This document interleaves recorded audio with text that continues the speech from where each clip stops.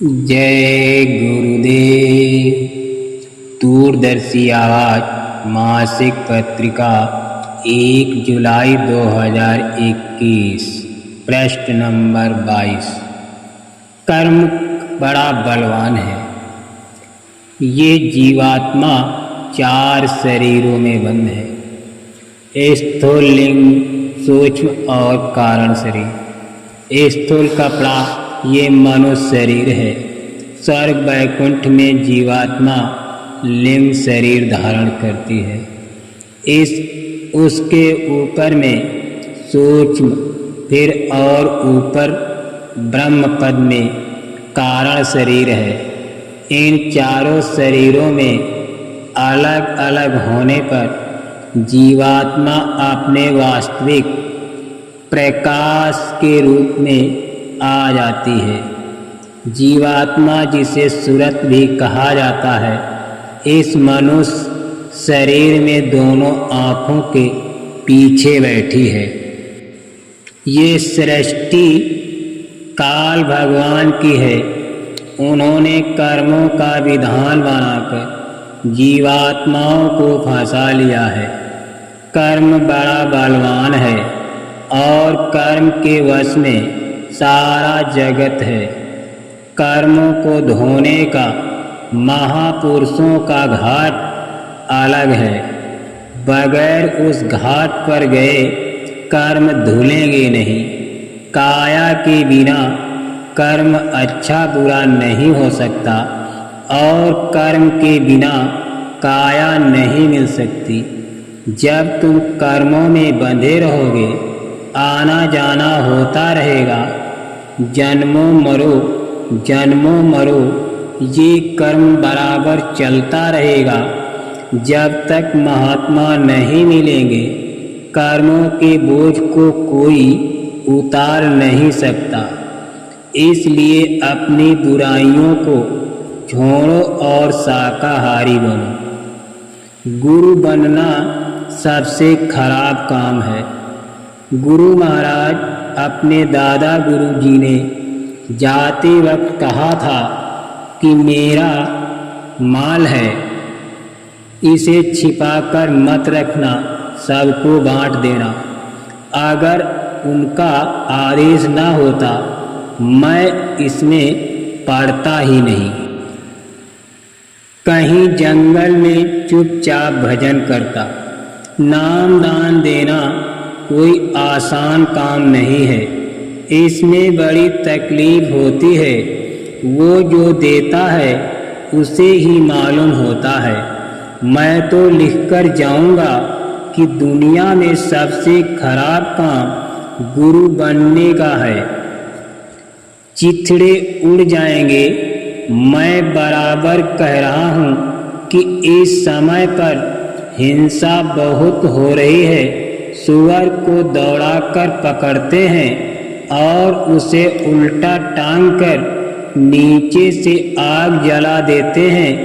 इतनी क्रूर हत्या तुम ऐसी जगह पर खाओगे तो तुम्हें पाप लग जाएगा।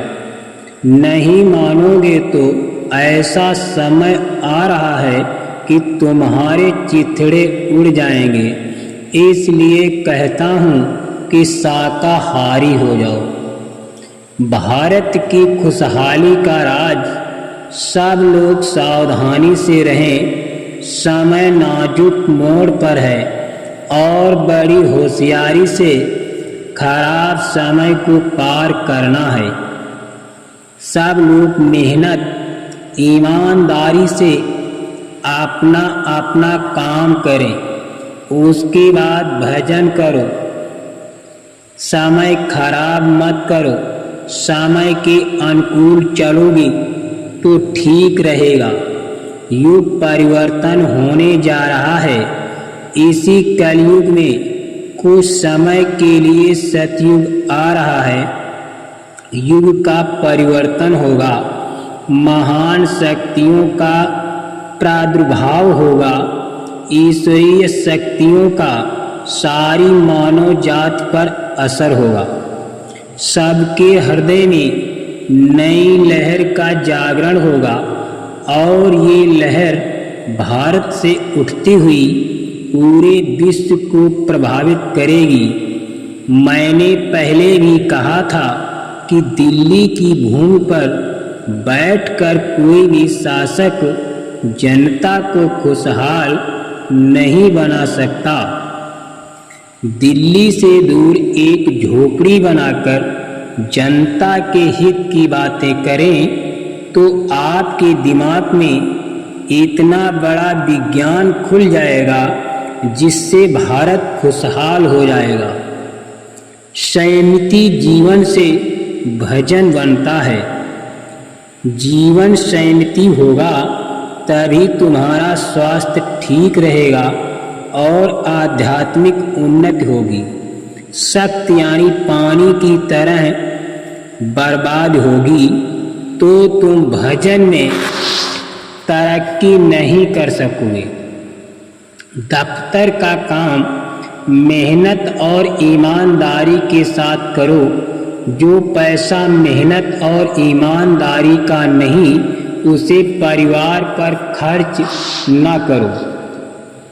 परमार्थ के रास्ते में हर तरह से सावधानी बरतनी पड़ती है। भले ही 20 मिनट आधा घंटा बैठो मगर कमाई कर लो। सांसों की पूंजी थोड़ी बची है। विश्व में नास्तिकता खत्म होगी। सारे विश्व में एक धार्मिक वैचारिक क्रांति फिर से उठ खड़ी होगी और विश्व के सारे मुल्कों का हर मानव भगवान को मानने लगेगा। ऐसा ऊपर से आदेश प्राप्त हो रहा है कि लोगों को बता दो कि सारा विश्व भगवान को मानेगा। जो नास्तिक से नास्तिक लोग हैं वे भी भगवान को मानने लगेंगे। आप तो धर्म देश के रहने वाले हो। यहाँ तो धर्म का अड्डा ही है। दूसरे देशों में भोग भोगने के लिए जन्म दिया गया और आपको कर्म करने के लिए जन्म दिया गया। लोग भोग भूमि और कर्म भूमि में बड़ा अंतर है। कर्म भूमि को भोग भूमि बना दिया जाए तो परिवर्तन होगा। वो रुक नहीं सकता। एक एक बात बाबा जी की आपके सामने आएगी। ये मैं जानता हूँ कि हमारी सब बातों को तुम समझ नहीं सकते हो।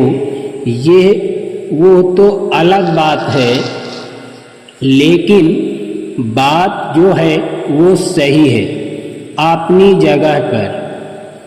वो होकर रहेगी। जो जो बातें 30 वर्षों से कहता चला आया हूँ वो सब आपके सामने घटती गई। वो कोहराम कोलाहल और त्राहिमाम तो महात्मा रोके हुए हैं, वरना देर क्या लगने वाली। आपको ये अवसर दिया जा रहा है कि आप संभल जाओ। भगवान से प्रार्थना की जा रही है कि थोड़ा समय और दे दो जिससे ये सब के सब संभल जाएं। नहीं तो गठरी बंधने में कोई देर नहीं। पलक के मारते में गठरी बंध जाती है। आदमी का नाम निशान खत्म हो जाता है। दुआ में ही दवा है। आगे अच्छा समय नहीं है, बहुत खराब समय आ रहा है। चारों तरफ से कुदरत आपको घेर रही है। सारे विश्व में भारी तकलीफें आने वाली हैं। डॉलर रुपया पैसा धन की कमी हो जाएगी। चंडी एक देवता है, वो डायन मसाल लेकर चली है। कहाँ का धन कहाँ रखेगी, कहाँ ले जाएगी, ये किसी को भी नहीं मालूम। विश्व के सारे मुल्क कहेंगे हमारे यहाँ भी कमी हो गई, हमारे यहाँ भी धन न जाने कहाँ चला गया। उससे संबंधित अन्य तकलीफें भी आने वाली हैं। ये वक्त आगे देखने को मिलेगा कि लोग अनाज लेकर जाएंगे, 1 तोला 2 तोला सोना उठा कर ले आएंगे, बोरा भर भर कर रुपया पैसा ले जाएंगे। लोग रुपया पैसा सोना चांदी रखवा लेंगे और अनाज भी नहीं देंगे। अन्न की कमी, फिर लड़ाइयाँ, इस तरह से ये तकलीफ़ों की बरसात हो गई तो सारे विश्व की जनता चिल्लाएगी और आप भी चिल्लाओगे।